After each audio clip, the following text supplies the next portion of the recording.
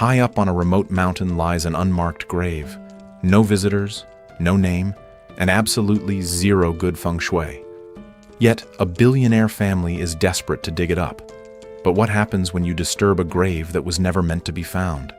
This is the story of a curse that cost 500 million won to break, and the terrifying entity waiting beneath the soil to collect the debt. The story begins on a luxury flight preparing to land in Los Angeles. The young shaman Lee Hwa-rim is flying to the US at the invitation of an extremely wealthy Korean-American family. The head of this family is Park Ji-young, a real estate tycoon owning a massive fortune. Despite being wealthy, the Park family is falling into despair as their newborn son suffers from a strange illness. Although top doctors confirm the boy is healthy, the child still cries uncontrollably without stopping, and no one can explain the cause. The family can only use sedatives to hold on. During the conversation, Hwa-rim guesses that there are others in the family suffering from the same thing. Park Ji-young confesses to Hwa-rim about a curse haunting the men in the family. His older brother ended his own life in a mental hospital because he couldn't stand the pressure. From then on, it started happening to Ji-young. Every time he closes his eyes, he hears screaming and feels like someone is choking him. That pain seems to be passing down to his little son. Using her spiritual ability to see through the boundary between light and darkness, right from the start, Hwa-rim saw a shadow in this house, a dark energy weighing heavily on the Park family bloodline. It might be the shadow of the patriarch's grandfather. She confirms that this is the grave's call. The late grandfather's grave has a serious problem, causing the ancestor to fly into a rage and unleash his wrath upon his descendants. Hwa-rim concludes that the situation is too serious and beyond her abilities. To solve this problem completely, she demands that Park Ji-young pay a huge sum of money to hire other top experts to save the bloodline. The people she refers to are the geomancer Kim Sang-deok and the mortician Ko Young-gun. Both are currently working at the grave of Chairman Kim's mother. This is a piece of land that Sang-deok chose as the best location in his 40-year career, so he is very proud of it. It is one of the best spots, balanced with all 5 elements, dry and clean, helping the owner's family prosper. So, reburying in this land is not a problem. However, Chairman Kim is worried because his mother keeps visiting him in dreams, complaining of hunger, making the whole family anxious. After examining the remains, he discovers the problem. Her dentures are missing. It turns out her grandson, Sang-hyun, missed his grandmother so much that he wanted to keep a memento. Sang-deok gently explains to the boy that his grandmother needs her teeth to eat and comforts him that even in death, she will always be with him because of their bloodline. The dentures are then returned so the old lady can rest in peace. Finishing the job, he reflects on his professional philosophy. Humans die and turn to dust, returning to the earth, creating a natural cycle. He sees feng shui as a combination of religion and science. At dinner, Sang-deok and Young-gun sit discussing the decline of their profession. Their conversation is interrupted by the arrival of Hwa-rim and her assistant, Bong-gil. Meeting again after 3 years, Kim Sang-deok quickly realizes Hwa-rim didn't just come to visit, but brought the smell of money with her. He sees right through her intentions about a big business deal. Hwa-rim reveals a client introduced by a doctor friend, Park Ji-young, a Korean-American billionaire from a powerful tycoon family. However, this family is facing a strange tragedy where all the sons, including the newborn, are haunted by invisible forces. Hwa-rim identifies this as the grave's call, vengeance from the ancestors. Meanwhile, Park Ji-young's mother opposes exhuming the grandfather's grave, which has been resting for nearly 100 years. She believes this is superstition and advises her son to trust in medicine and prayer. However, Park Ji-young, as the patriarch and a father desperate to save his child, casts aside his fears and his mother's objections. He decides to gamble everything on the team of Korean shamans to perform the exhumation ritual, accepting any risk to end the curse. Meanwhile, Master Sang-deok is stressing over the costs for his daughter Yeon-hee's upcoming wedding. She is pregnant with a German man, and Sang-deok views his future mixed-race grandchild as a precious gift. Fortunately, just as money gets tight, a 500 million won offer from the Park family appears like salvation from God, even though he and his partner suspect Hwa-rim has already skimmed a much larger cut for herself. When meeting Park Ji-young, Sangdiok asks for details about the deceased to prepare the proper rituals for reburial. However, Park imposes two strict conditions. First, absolute secrecy, as the rest of the family opposes this. Second, the coffin must be cremated immediately, without opening the lid or examining the remains. Blinded by the large sum of money, they reluctantly agree to inspect the gravesite first. The group travels to a desolate area, passing Boguksa Temple, and heading deep into the mountains near the northern border. Despite knowing every inch of Korean soil, even Sangdiok admits he has never set foot here and feels something is very wrong with the terrain. Upon arrival, a majestic and overwhelming landscape is revealed, where North Korean territory is clearly visible, but a stark contradiction immediately stands out. One of the wealthiest families has buried their ancestor in a shabby, unmarked grave with no name on the tombstone. Facing this bizarre scene, Sangdiok becomes suspicious and asks, "Who chose this land?" Park Ji-young explains that the grave site was chosen by a high-ranking monk named Gisune. He claims his grandfather contributed greatly to the country, so he was buried in this auspicious land. To avoid grave robbers, rampant at the time, they decided to bury him quietly without a name on the headstone. However, the moment Sangdiok tastes the soil to test the feng shui, his expression instantly changes, turning unusually grim. After a careful examination, Sangdiok immediately refuses the job and walks away. With 40 years of experience, he declares, "This is cursed ground, filled with malicious energy. Burying someone here was a fatal mistake. If they disturb this grave, everyone involved will die." Facing Sangdiok's refusal, Ji-young lowers himself to beg, revealing the full extent of the family tragedy. His wife has already suffered 2 miscarriages. The current baby is their last hope, but is now at death's door. He shows Master Kim a photo of the child smiling, a rare moment of joy before the tragedy struck. However, Master Sangdiok suddenly questions the patriarch about the secrets being hidden. He points out that precise coordinates are carved on the back of the tombstone, which is completely abnormal for a traditional grave. He asserts that the monk Gisune did not choose auspicious land at all, but instead lured the Park family into a malicious plot of spiritual suppression. Moving the grave right now is as dangerous as digging a mine with bare hands, an act that could awaken dark forces. Facing a dead end, Hua Rim proposes a final solution, performing a simultaneous soul-calling ritual and sacrifice rite during the exhumation to ensure safety. Although Kim Sangdiok is skeptical about things he has never done for the child's life, they are forced to consider this risky spiritual gamble. To prepare for this deceptive ritual, they hire 5 gravediggers, all born in the year of the pig, corresponding to the 5 pigs used as sacrifices. Bongil performs the ritual by smearing blood on the gravediggers' foreheads and cutting a lock of their hair to stuff into the mouths of the sacrificial pigs. The purpose of this is to divert the hateful dark energy rising from the earth. Instead of attacking the humans, it will be attracted and transferred to the sacrificial pigs. After Young Gyun reads the funeral prayer to begin the ceremony, Bongil maintains a hypnotic rhythm with drums and sutras, setting the stage for the ritual. Meanwhile, Hua Rim begins an intense soul-calling dance to suppress the surrounding dark energy, signaling the start of the excavation. The atmosphere is electric. To prove she is fully possessed by powerful warrior deities and under divine protection, Hua Rim performs a supernatural display. She dances on the edge of danger, demonstrating that neither steel nor fire can harm her while in a trance.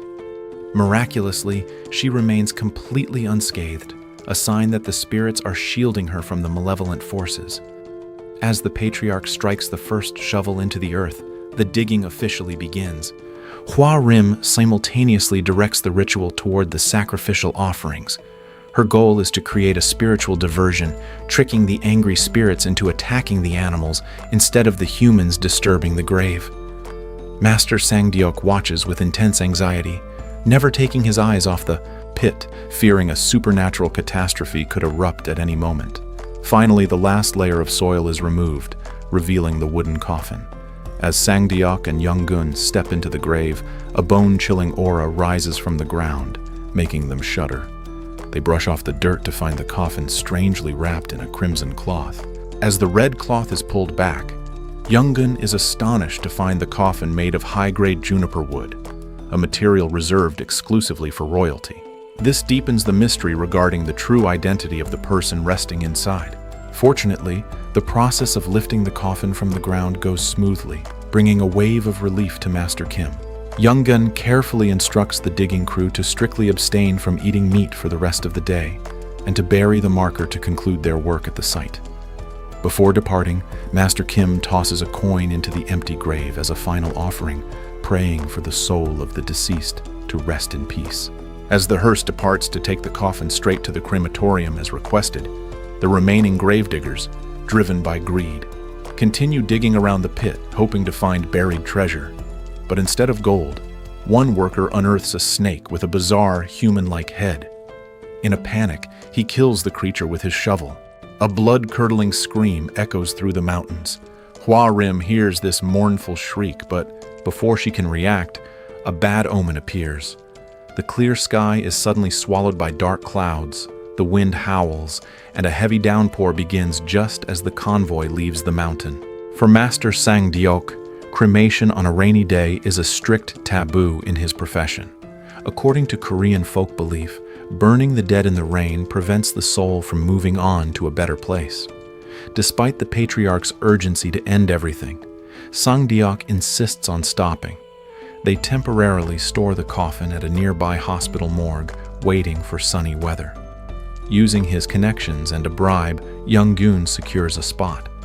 The morgue staff is puzzled by a coffin that is strictly forbidden to be opened or cleaned. Meanwhile, conflict erupts within the Park family. The aunt opposes cremation and wants to rebury her father in the family plot.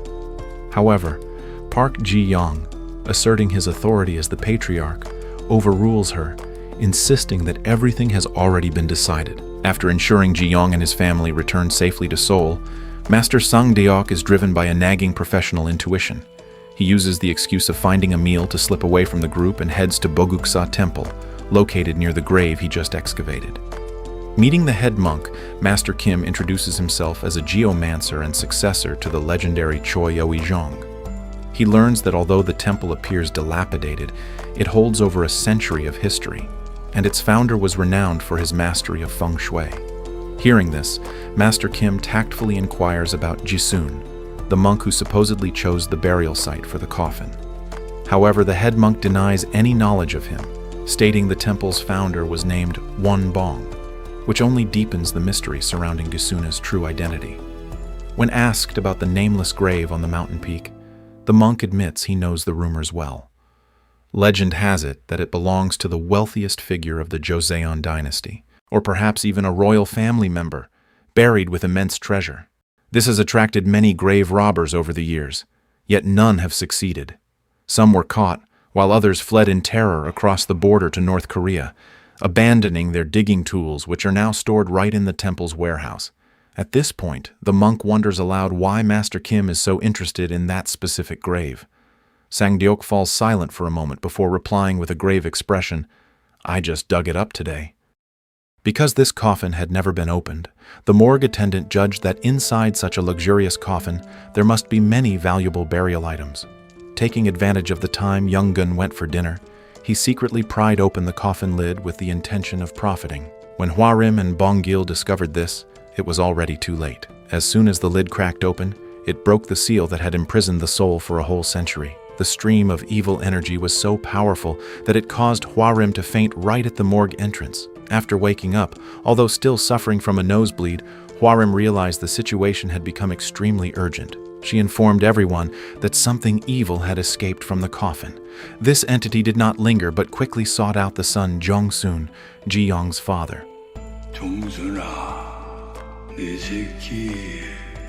Mr. Jong-soon heard the familiar voice of his father asking to open the door and let him in. Unconsciously, he opened the door, but what rushed in was only a bone-chilling cold draft. The grandfather's spirit returned as a malevolent spirit, resenting his descendants for enjoying a wealthy inheritance while leaving him to suffer hunger and cold in a freezing grave for all these years. In a fit of rage, this entity ruthlessly took the life of his own biological son.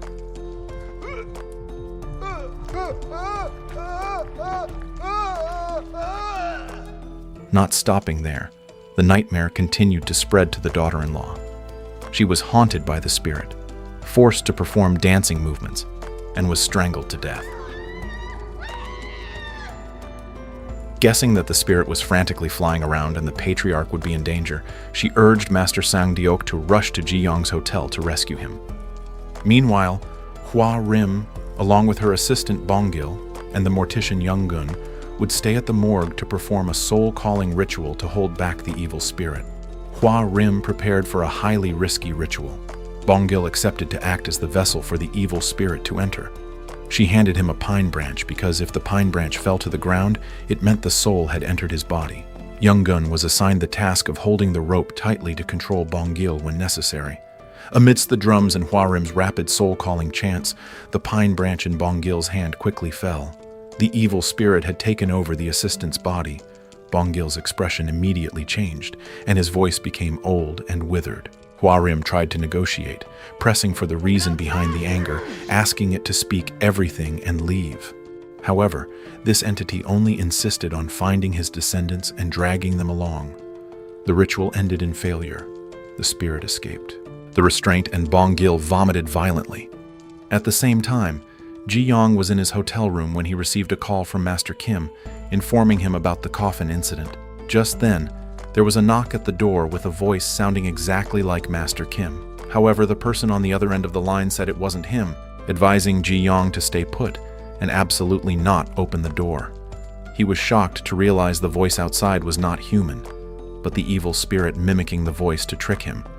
But by the time he realized, it was too late. When Master Kim broke down the door and rushed in, he witnessed a bizarre scene. Ji Yong's gaze had completely changed because the evil spirit had invaded his body, starting to act strangely like a soldier from a bygone era. Ji Yong stood at attention and began shouting military slogans with intense fanaticism, pledging allegiance to a vanished empire. After finishing, Ji Yong started vomiting violently, then frantically drank water and began muttering meaningless Japanese phrases. Suddenly, he turned to Master Kim, repeatedly reciting a cryptic phrase, "The fox severed the waist of the tiger." While Master Kim was still stunned, unable to decode the meaning of that sentence, the evil spirit made its fatal move. Ji Yong's neck twisted at an unnatural angle and he collapsed immediately. Realizing the situation was completely out of control and the life of the child in America was in danger, Master Kim no longer cared about the taboo of cremation during rain. He ordered the coffin to be cremated immediately. At the same time, he told the butler to contact the family in America. However, although the butler tried, he couldn't reach them, as they had also met a tragic end. Fortunately, the patriarch's aunt was safe, and upon hearing the devastating news, she immediately agreed to proceed with the cremation. Meanwhile, the grandfather's spirit reached the hospital in the U.S., targeting his great-grandchild, the final bloodline of the family. As the demonic hand was about to touch the child, right at that critical moment of life and death, the coffin in Korea was pushed into the incinerator. The flames erupted, consuming the body. The malevolent spirit vanished into the void, saving the baby by a hair's breadth. However, this was also the moment Ji Yong breathed his last. Once the cremation of the grandfather's coffin was complete, the newborn's health in the U.S. instantly recovered, and the incessant crying finally ceased. Master Kim Sang-deok, believing that all the calamities had ended here, breathed a sigh of relief. A few days later, fresh trouble brews. One of the gravediggers, Chang Min, falls gravely ill. He calls Younggun in desperation, prompting Master Sang-deok to investigate. Despite spending a fortune on medical treatment, doctors cannot find the cause. Chang Min suffers from constant nightmares and hallucinations. He confesses that during the excavation, he saw a bizarre snake crawling out of the earth.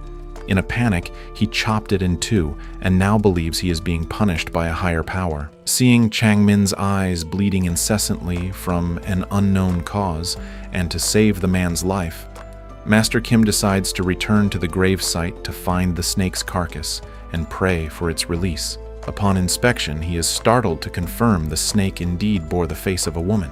However, while digging, his shovel suddenly strikes a hard object. Curious, Master Kim digs further and is shocked to discover a second coffin buried beneath the first. This is the phenomenon of double burial, a grave hidden within a grave. But the most terrifying detail is that this coffin is buried vertically, a burial posture completely unheard of in all his years of feng shui practice. Realizing the gravity of the situation, Master Kim immediately summons his team. When the mysterious coffin is fully revealed, the horror intensifies. The massive casket is tightly wrapped in layers of barbed wire. This grotesque appearance suggests it was designed not to protect the deceased inside, but to imprison something extremely dangerous and prevent it from ever escaping. They decide to hoist the coffin before the sun sets. As the massive casket rises from the pit, the air grows heavy and ominous.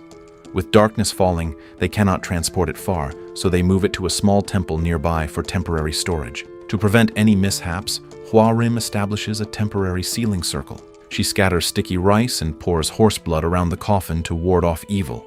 At the same time, the patriarch's aunt arrives at the temple. Under Master Kim's intense interrogation about the grave's origin, she initially tries to evade the truth. But Kim exposes her father's identity.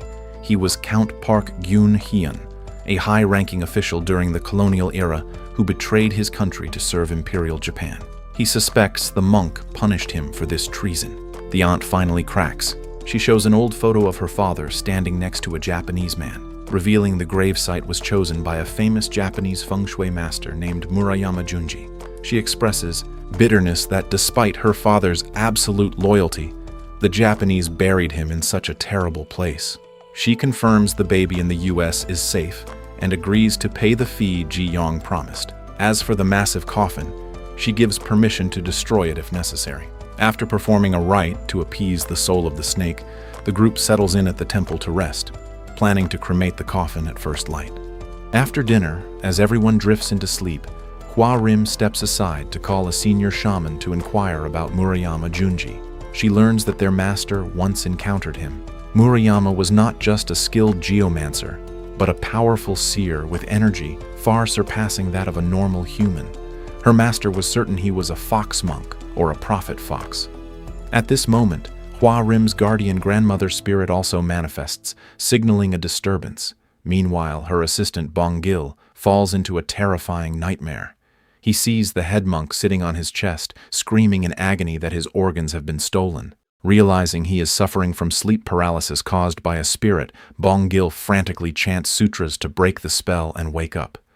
Sensing something ominous, he rushes to the monk's room but finds it empty. He intends to check the coffin in the warehouse but hears the squealing of pigs nearby. Investigating the noise, he witnesses a towering demon ruthlessly attacking a farmer and his livestock.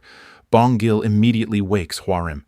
As she tries to sit up, her guardian grandmother spirit grabs her hand tightly, trying to stop her, a clear warning of a deadly danger lurking outside.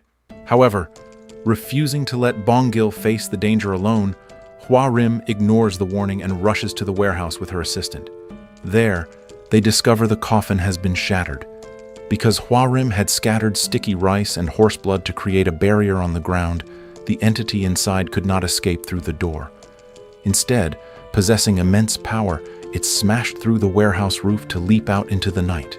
Hua Rim signals Bong Gil to wake the others while she stays behind to investigate alone. Inside the shattered coffin, she discovers an ancient warrior's helmet. Suddenly, a massive shadow looms over her. Emerging from the darkness is a towering entity clad in feudal armor.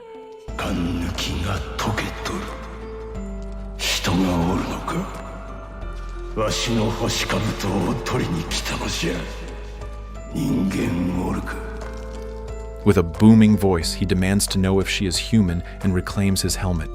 Realizing this is no ordinary spirit but a demonic samurai, Hua Rim thinks quickly. She pretends to be a loyal servant to survive.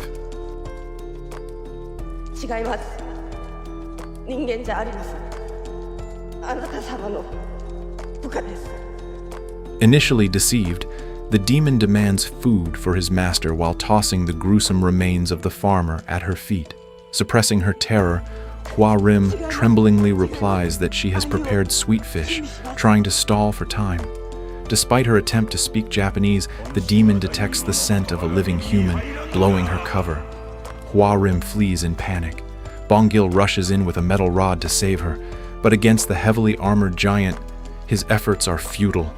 In a split second, the entity overpowers him and inflicts a critical, life-threatening wound to his midsection. Just as the demon prepares to finish Hua Rim, he is suddenly distracted by the temple pagodas nearby. The entity looks to the sky, clasps its hands and begins chanting in a strange state of reverence. Suddenly, its body is engulfed in flames, transforming into a massive fireball that hovers in the air, as if orienting itself to find the way home. Witnessing this supernatural horror, Master Sangdeok and Yonggyun stand frozen in terror. The fireball circles a few times before shooting off into the night sky. Meanwhile, in his agony, Bonggil falls into a delirious state, muttering about unpaid debts before losing consciousness. He is rushed to the hospital in critical condition. Fortunately, doctors manage to save his life, but he suffers from severe internal trauma and a spinal injury, requiring immediate transfer to a general hospital. Regaining her composure, Hwarim finally explains the terrifying nature of the entity they are facing. She opens up about Bonggil's painful past. He was once a promising baseball prospect, but his life was derailed by relentless spiritual harassment. Abandoned by his own family, he sought refuge with her. He trusted her implicitly, yet when faced with the demon, she was so paralyzed by fear that she nearly fainted, failing to protect him. Hwarim emphasizes a crucial detail. That thing leaves footprints and casts a shadow. According to shamanic theory, ghosts are incomplete beings without a physical form, making them weaker than humans who possess both mind and body. But what stepped out of that coffin is entirely different. It is not a mere ghost, but a physical demon. It is a grotesque fusion of a Japanese general's soul with his sword and armor, evolved over hundreds of years into a corporeal entity with catastrophic power. Meanwhile, to prevent public panic, the police and military cordon off the area. They discover dozens of pigs brutally slaughtered, along with 2 human victims, a local monk and a migrant worker. The authorities officially declare the cause as a wild bear attack. Hearing the mention of a wild animal, Master Kim is instantly struck by a realization. The phrase echoes in his mind. The fox severed the waist of the tiger. Connecting all the clues, Master Kim rushes back to the temple to search for more evidence. In the storage room, he finds the tools the head monk claimed were left by grave robbers. Inside an old drawer, he discovers a feng shui journal and a black and white photo of a group of men labeled the Iron Blood Group on the back. Reading the journal, Master Kim realizes the shocking truth. They were not grave robbers, but a secret alliance of patriotic geomancers and freedom fighters. Their mission was to locate and remove iron stakes driven into key energy points by the Imperial Army to curse the land and sever the peninsula's dragon vein. They had come to this grave to remove the stake, but failed, either being silenced or forced to flee. The picks and shovels in the warehouse are the relics of these unsung heroes. Understanding the root of the calamity, Master Kim immediately returns to the unnamed grave on the peak. He is convinced that beneath the soil where the vertical coffin stood lies a cursed iron stake or a dark artifact threatening the entire land. Meanwhile, at the hospital, Bonggil's body is seized by a malevolent spirit. The entity reveals its master's location through coordinates matching the vertical burial site on the mountain. Back at the grave while digging, Master Kim is horrified to sense that the demon has returned to its lair underground. However, since it is broad daylight and the yang energy is strong, he is temporarily safe. Returning to base, Master Kim gathers everyone to reveal the secret he uncovered. He explains that according to geomancy, the Korean peninsula is shaped like a crouching tiger. The latitude and longitude numbers carved on the back of the grave marker pinpoint the exact location of the tiger's waist. The Japanese feng shui master, nicknamed the Prophet Fox, is the fox in the riddle. He buried a stake right at this vital point. The true meaning of "the fox severed the waist of the tiger" is that the Japanese master cut the spine of Korea. However, Hwarim is puzzled as to why the Park family's coffin was buried on top. Master Kim shows them the photo again. The Iron Blood Group was hiding at the nearby Boguksa temple, waiting for a chance to remove the stake. To counter this, the Japanese buried a powerful pro-Japanese official on top of the stake. This served as a human shield, knowing that the Patriots would not dare to desecrate or destroy the grave of such a high-ranking figure to get to the stake below. The sole mission of that entity is to guard the cursed stake. If it is not removed, the nation's misfortune will last for generations. Driven by a sense of patriotic duty, Master Kim is determined to undertake this dangerous mission. Despite their initial hesitation, Hwarim and Yonggyun agree to stand by his side. Hwarim explains that while human strength cannot destroy the demon, she can use her shamanic rituals to stall him, buying time for Master Kim and Young-gun to find and destroy the stake. Just then, while a nurse tends to Bongil's wounds, they notice a crucial detail. The evil spirit had avoided the areas covered by his tattoos. These tattoos are actually Buddhist sutras, acting as a form of lucky charm or protection. To ensure the group's safety against the dark energy, Hwarim writes sutras all over everyone's bodies, creating a layer of spiritual armor for protection. As twilight falls, the group ascends the mountain to execute their plan. Knowing the demon has a fondness for sweet fish, they toss the fish into the open grave and scatter them along the path leading to the great yew tree. The plan is risky. Hwarim will distract the entity, while Master Kim and Young-gun have only 30 minutes to dig up the stake. Once found, they must immediately wash it with horse blood to neutralize its evil energy. At midnight, when the yin energy is at its peak, a massive hand reaches up from the earth to grab a fish. The demon, clad in samurai armor, rises from the ground. He picks up the sweet fish, eating them greedily while following the exact path the group had laid out. Seeing the target approach, Hwarim burns a pile of fragrant herbs, creating a thick screen of white smoke around the yew tree. When the demon arrives, he finds his helmet placed there. Hidden in the smoke, Hwarim mimics the authoritative voice of the mountain god, demanding to know why he is disturbing her domain. The demon retorts, asking if this mountain belongs to her. Trapped in the mindset of a warrior from a chaotic era, he is confused by the silence, wondering why he no longer hears the sounds of gunfire and clashing swords. Though Hwarim tells him the war is over, the spirit replies with hatred that his war is not over. He reveals that the fox, Murayama Junji, bound him here while Junji returned to the grand shrine at Namsan. He declares that as a brave general, he will not retreat. With gun and sword in hand, he will continue his march toward the north. Meanwhile, down in the grave pit, Master Kim and Young-gun dig desperately to find the cursed object, but find nothing, destroying their tools in the process. Nearby, trembling with fear, Hwarim realizes the entity's true nature. He was a ruthless general, a killing machine in Japanese history. After his death, Murayama Junji performed a dark ritual, stitching his corpse with parts of other warriors to create a monstrous abomination. He drove a cursed sword through the spine and sealed him in a vertical coffin, creating a living stake to sever the dragon vein and drain Korea's destiny. Disappointed by the lack of results, Young-gun climbs out to check on Hwarim, leaving Master Kim alone in the deep hole. At that moment, the demon realizes he has been deceived and spots Hwarim. As her life hangs by a thread, her guardian grandmother's spirit manifests just in time to shield her, allowing her to escape by a hair's breadth.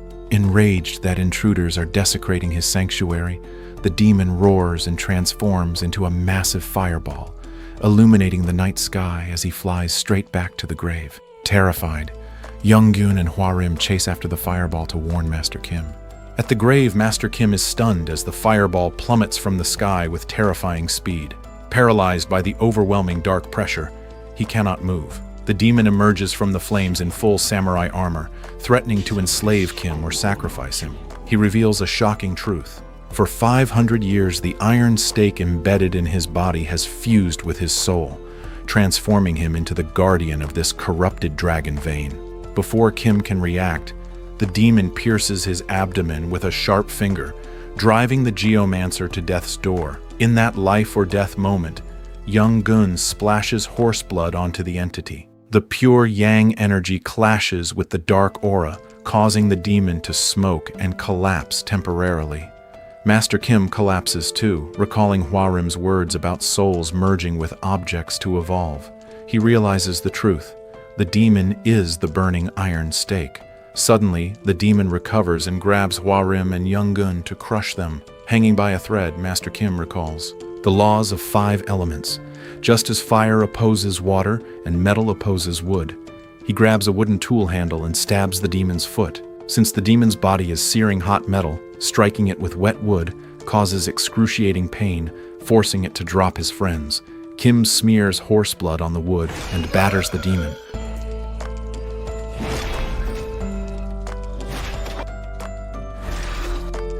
Finally, using his own blood to empower the weapon, he delivers a decisive, full-force blow, cleaving the entity in two.